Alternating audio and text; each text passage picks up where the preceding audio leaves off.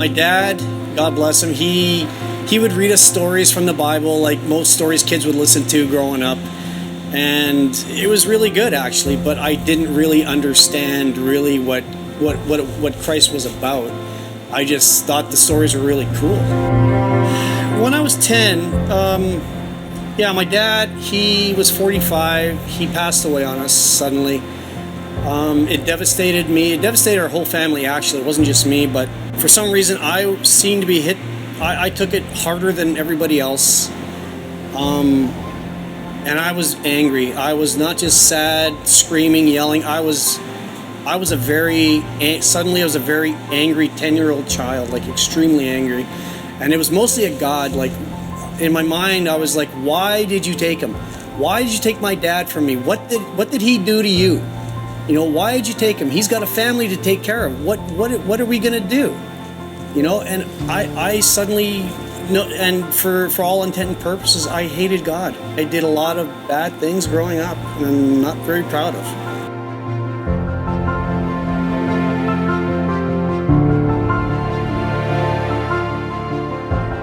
My cousin Colleen, she was getting married at our family's old church. It was an old Ukrainian Catholic church out in the middle of a field, very rustic and old. You couldn't miss this thing for anything.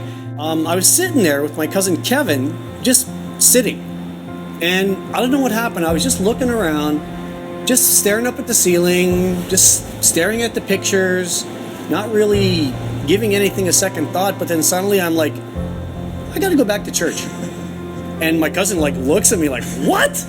And I'm like, I gotta go back to church. He goes like, why? I don't know. I gotta go back to church. Yeah.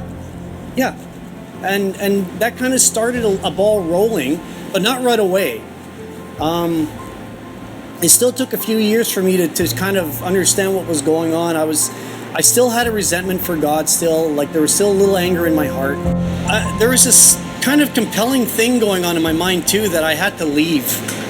Something was pushing me. Something was not pushing me, something was rather pulling me away from my friends, my family. I had this urge to leave, and it wasn't just to move from the farm to the city, or from the farm to further north of Manitoba. I really had to separate myself, really had this strange compulsion to separate myself from everything. And so I had a home, I had a boat, I had bikes, I had all the toys too. I was doing well financially back home, but I sold everything. There was no rhyme or reason. I just sold everything that wasn't nailed to the floor, packed up what I could in my truck, and I just left for BC.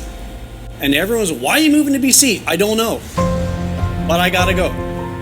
And I just left. There was no job waiting for me here, no friends really. I knew in my heart that if I didn't separate from everything at home, I probably never would have never really pushed myself to go to church, just to start it off. That was the big thing, just to go. The ball started rolling again. For the longest time, I'd see the church as I was riding on the bus go, because I sold my truck when I got here too. So that was there. Like I had nothing, really I had nothing.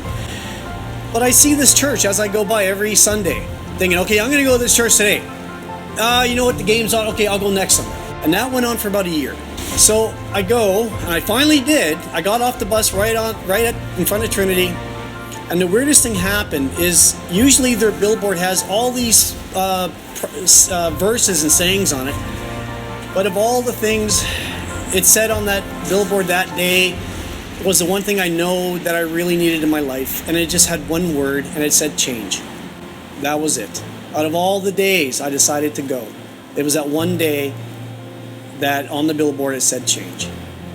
I walked in, and right away the pastor up there was talking about change, and something just really struck my heart right then and there, and I knew this is where it was going to start, and it did, and it just snowballed since then, and this is where it's brought me today.